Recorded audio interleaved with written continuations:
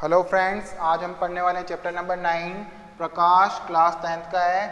क्या टॉपिक है? समतल दर्पण में प्रतिबिंब। समतल दर्पण में प्रतिबिंब किस प्रकार का बनता है? जब वही प्लेन मिरर जो हमारे घरों में लगा होता है, जब हम मिरर के सामने खड़े होते हैं तो हमारा राइट वाला भाग लेफ्ट साइड दिखाई देता है और लेफ्ट वाला भाग राइट साइड वाला दिखाई देता है। इसको अच्छे से समझने के लिए हम लोग क्या कर सकते हैं कि एक कार्डबोर्ड या एक कार्ड शीट के ऊपर P लिखकर जब हम उसे मिरर की ओर करते हैं तो वह हमें क्या दिखाई देता है? Q दिखाई देता है। इसको पार्श्व परावर्तन बोलते हैं। डेफिनेशन इसकी क्या बनती है? समतल दर्पण में दिखाई देने वाले परावर्तन को पार्श्व परावर्तन कहते हैं। अब समतल दर्पण में हम लोग साइंटिफिक लैंग्वेज में किस प्रकार लिख सकते हैं कि समतल दर्पण में प्रतिबिंब किस प्रकार का दिखाई देता है? तो समतल दर्पण में सबसे पहले ये बात कर लेते हैं कि हमें जब हम इस साइड और खड़े होते हैं तो जो प्रतिबिंब बनता है वो मिरर के अंदर की ओर दूसरी साइड बनता है। तो ये कैसा प्रतिबिंब बनता है? आभासी। हमें मिरर के उस साइड की ओर, मिरर के इस साइड की ओर बनता है, इसलिए ये आभासी होता है। दूसरा, आकार किस प्रकार का होता है? बिंब और प्रतिबिंब। बिंब हो गए हम जो मिरर के सामने खड़ा है या जिस वस्तु को मिरर के सामने रखा गया है वो होता है बिंब, और मिरर के अंदर बनने वाला जो स्ट्रक्चर होता है उसको बोलते हैं प्रतिबिंब। तो बिंब और प्रतिबिंब के आकार क्या होगा? समतल दर्पण में बिंब और प्रतिबिंब का आकार क्या होता है? बराबर होता है। जितना बिंब का आकार होगा उतना ही प्रतिबिंब का आकार होगा। तो दूसरी चीज क्या लिख सकते हैं हम? बिंब व प्रतिबिंब का आकार समान।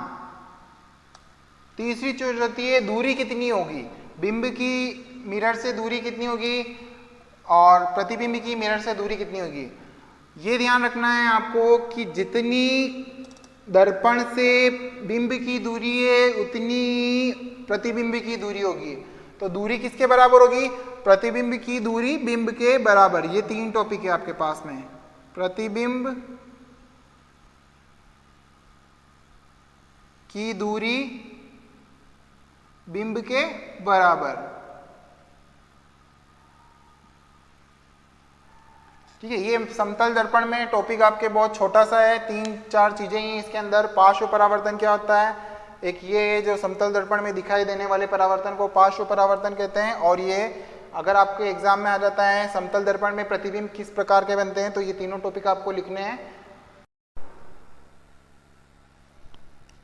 अब हम पढ़ने वाले हैं गोलीय दर्पण। गोलीय दर्पण की डेफिनेशन क्या होती है? ऐसे दर्पण जिनके परावर्तक पृष्ठ गोलीय होते हैं वो गोलीय दर्पण कहलाते हैं। गोलीय दर्पण किस प्रकार का होता है? हम लोग क्या करते हैं, एक इस प्रकार का खोखला गोला लेते हैं, उसको क्या करते हैं, यहां से कट कर देते हैं, तो हमारे पास कैसी स्ट्रक्चर मिलेगी? ये इस प्रकार की स्ट्रक्चर मिलेगी। अगर हम लोग इसको पलट देते हैं तो हमें किस प्रकार की स्ट्रक्चर मिलेगी? ये इस प्रकार की स्ट्रक्चर मिलेगी। अगर हम मान लेते हैं कि परावर्तक आवरण इस साइड चढ़ाते हैं, इस साइड, ये इस साइड चढ़ाएंगे बाहर की ओर, या फिर हम लोग क्या कर सकते हैं, परावर्तक पृष्ठ अंदर की ओर चढ़ा सकते हैं। तो किस तरह? ये इस तरह की स्ट्रक्चर मिलेगी हमें। ये परावर्तक आवरण जो होता है या तो चांदी का होता है आपके पास में या एल्यूमिनियम का होता है। आपको यह ध्यान रखना है कि जब कभी भी परावर्तक आवरण बाहर की ओर चढ़ाया जाता है तो परावर्तक पृष्ठ अंदर की ओर होगा। अगर परावर्तक आवरण अंदर की ओर है तो परावर्तक पृष्ठ बाहर की ओर होगा। तो इस तरह का जो दर्पण मिलेगा हमें, इसको बोलते हैं हम लोग अवतल दर्पण। अवतल दर्पण। और इस प्रकार का जो दर्पण मिलेगा इसको हम लोग बोलेंगे उत्तल दर्पण।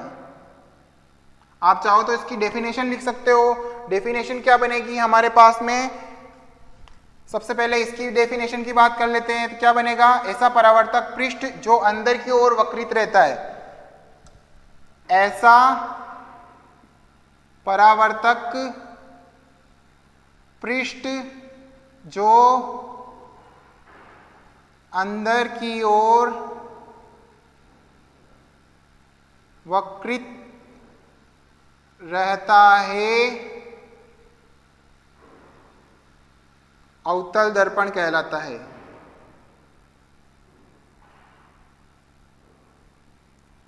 और इसकी डेफिनेशन क्या लिख सकते हैं हम लोग? ऐसा परावर्तक पृष्ठ जो बाहर की ओर रहता है उसको क्या बोलेंगे? उत्तल दर्पण। ऐसा पृष्ठ जो बाहर की ओर से परावर्तित करता है उत्तल दर्पण कहलाता है। चाहे तो इसी फॉर्म में भी लिख सकते हो, ऐसा परावर्तक पृष्ठ जो बाहर की ओर रहता है उसको उत्तल दर्पण कहते हैं। आप चाहो तो चेंज भी कर सकते हो। ये आपके पास में गोलीय दर्पण दो तरह के हो गए, उत्तल और अवतल। अब इसके बारे में हम लोग डिटेल से पढ़ेंगे।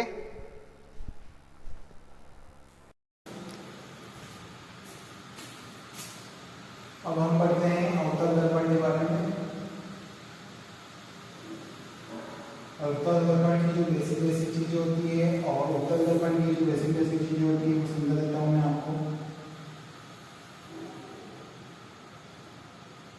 ठीक है, सबसे पहले तो आपको अवतल दर्पण जिसे बोलते हैं, ये आपके पास में अवतल दर्पण है जिसका परावर्तक पृष्ठ कौन सा है? अंदर की ओर जो है।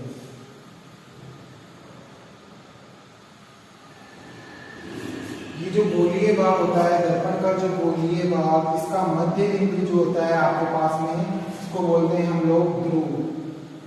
क्या बोलते हैं? ध्रुव। सबसे पहला टॉपिक क्या हो गया आपके पास में? ध्रुव। तो आपके पास में ध्रुव की डेफिनेशन पूछ लिया। ध्रुव किसे बोलते हैं? गोलीय भाग का मध्य बिंदु ध्रुव कहलाता है। दूसरा होता है आपके पास में वक्रता केंद्र।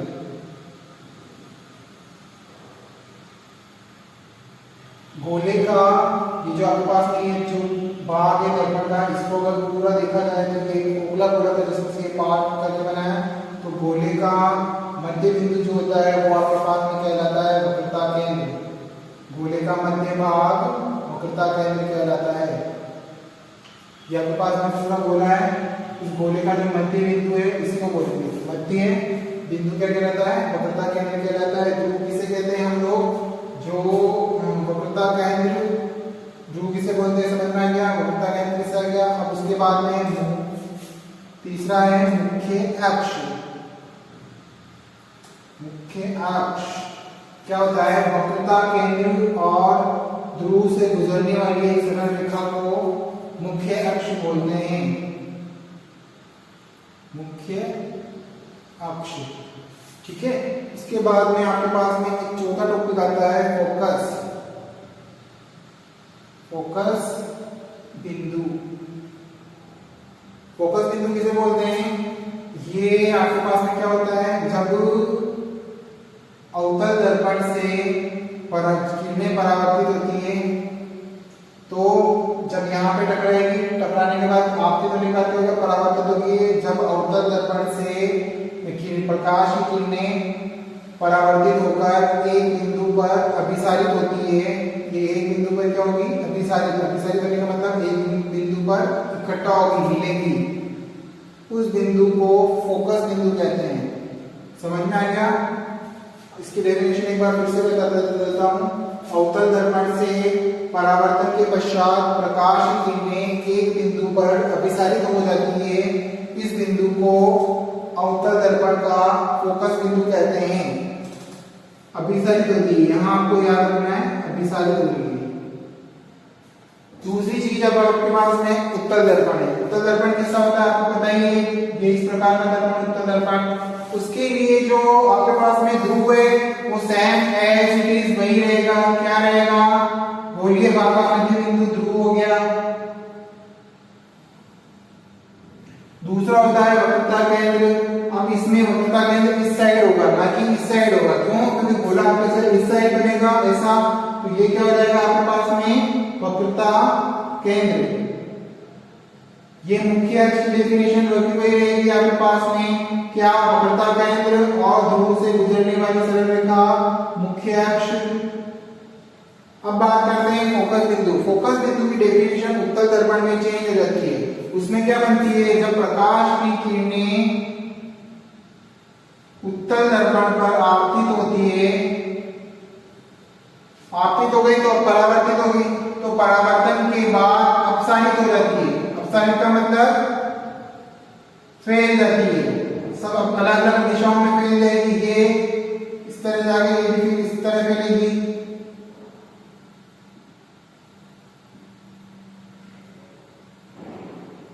तो उन किरणों को पीछे की ओर बढ़ाने पर एक बिंदु पर मिलती हुई प्रतीत होती है।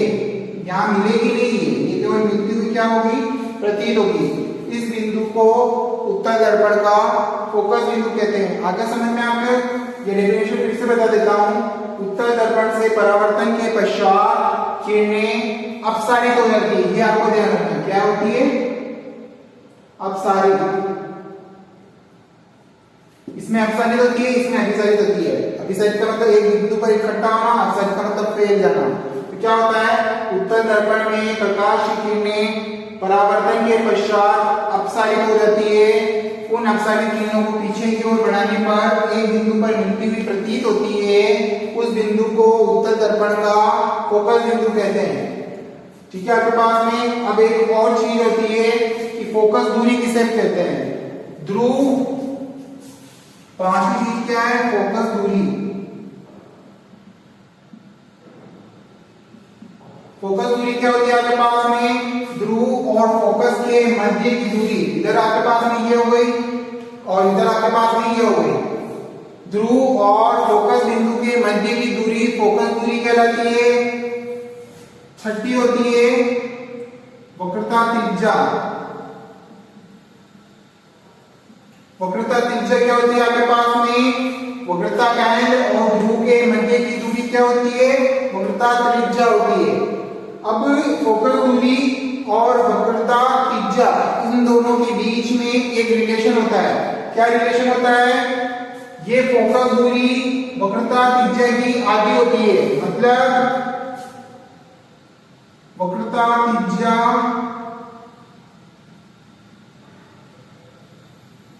Is equal to 2 multiply focus दूरी। आगे आपको समझ में क्या होती है, फोकस दूरी की डबल होती है वक्रता त्रिज्या। इसमें इसके रिलेटेड आपको क्वेश्चन दिया जाता है, फोकस दूरी देते हैं तो वक्रता त्रिज्या पूछ लेते हैं, और वक्रता त्रिज्या देते हैं तो फोकस दूरी पूछ लेते हैं। वक्रता त्रिज्या को हम, वक्रता केंद्र को हम लोग सी से डिनोट करते हैं।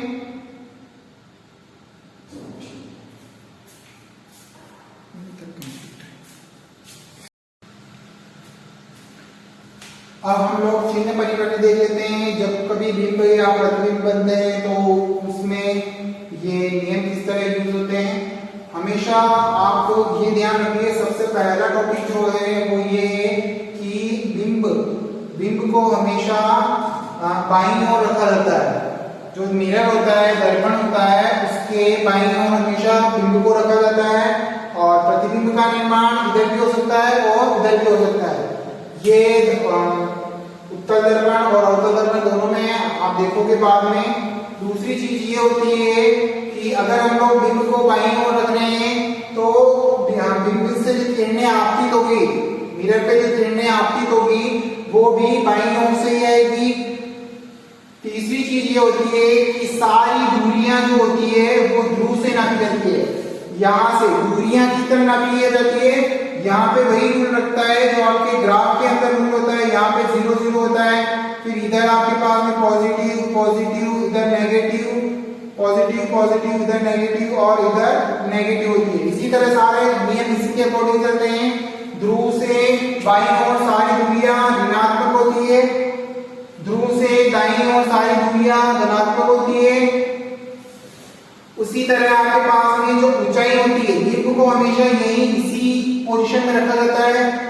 तो यहाँ पे आपके पास में ये ऊंचाई होगी बिंब की ऊंचाई आपके पास में हमेशा धनात्मक होगी, और अगर नीचे की ओर बनता है चाहे इधर चाहे इधर, तो बिंब की ऊंचाई ऋणात्मक में ली जाएगी। बस आपको ये चीजें छोटी छोटी ध्यान रखनी है। और